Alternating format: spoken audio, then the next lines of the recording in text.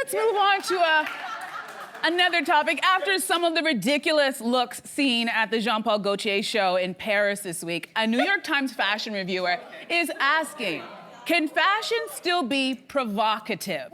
Are these looks so out there that they're no longer provocative? Judging by your responses, they are provocative.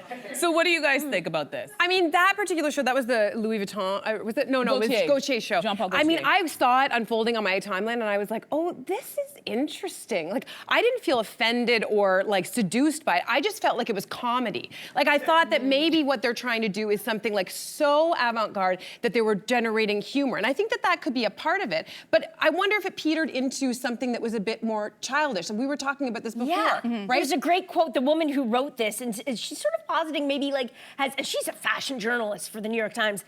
She didn't say has fashion jumped the shark, but you're kind of wondering, maybe something's going on, because there's a very fine line, right, between gimmicky and genius. And when you see some of that stuff, you're like, what is it? Do you know what I mean? Like the idea, are we still looking at clothes, or are we looking at conceptual art that no one can actually wear? It hasn't jumped the shark. The shark is wearing a thong and chest hair in the form of a bodysuit. I honestly think that they've just run out of ideas. I really think they just have no more ideas left, and they're doing this like, look at this picture. So are they doing it for clicks? This is interesting. What is this? Guys, come on. Well, they're doing shit. That's a bodysuit, I think. I think that could be a gender play. Where I do think you're agreeing, and where I agree with you, is there was this Maison Margiela show where there was this very fetishy kind of like mouthpiece that was going on. They were like a dental kind of thing. Did you see this kind of a thing? This one. And to me, this is very 90s. If you look up any video that Marilyn Manson did in the 90s, that they did this kind of thing, and I'm like, what is this? It's just fetishy. It feels tired. It's not shocking anymore. It's derivative. Anyway, I'm a huge fan of fashion. It's when I first got into this industry, I was trying to work on fashion television and Fashion File. Do you guys remember those shows? I worked on fashion television. So I have a different perspective on it. I think, the conception of fashion shows actually started in the 1860s with a man by the name of Charles Frederick Worth. And he would just gather all of these very wealthy people, have a private show,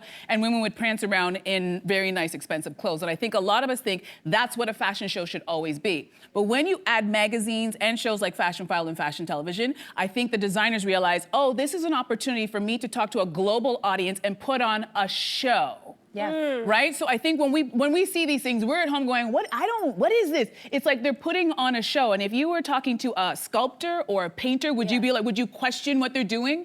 We wouldn't question it. There's something about fashion that kind of ticks people off. Like, what is that? This is the show. What happens on that runway and what will end up in your department store on the floor, two very different things. No, it trickles down. It trickles down. No, I know it trickles down, but what I'm saying is if you're looking for what's on the runway to translate to what you're gonna see in the store, you're missing the point. This is a creative expression by the designer. If you get it, you get it. If you don't, you don't. But how many times you walk through a museum and you're like, I don't get that banana taped to that wall. I don't get it.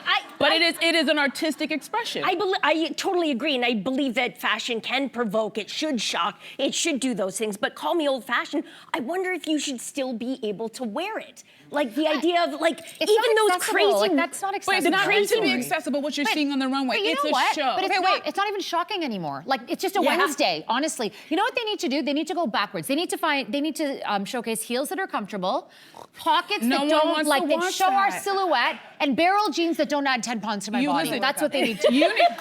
That's a nice idea, but we're in a clique where people's attention spans are so short that you have to capture their attention. So then would you between argue all that the social media selling out then if they're just doing it for viral No, moments? I think they're just being creative, and I would never call them sellouts, because if a designer has thought about something and they're like, this is my creative expression, this is how I feel. Sometimes when you hear the backstory, you go, oh, this is what they were trying to tell us. And I think you have to do a little bit more research and a little bit less judgment about what you think a designer should do, because we do not do that to painters, we do not do that to sculptors or anybody else in the arts. But we don't wear paintings. Exactly. I was thinking the same thought. On that note, okay.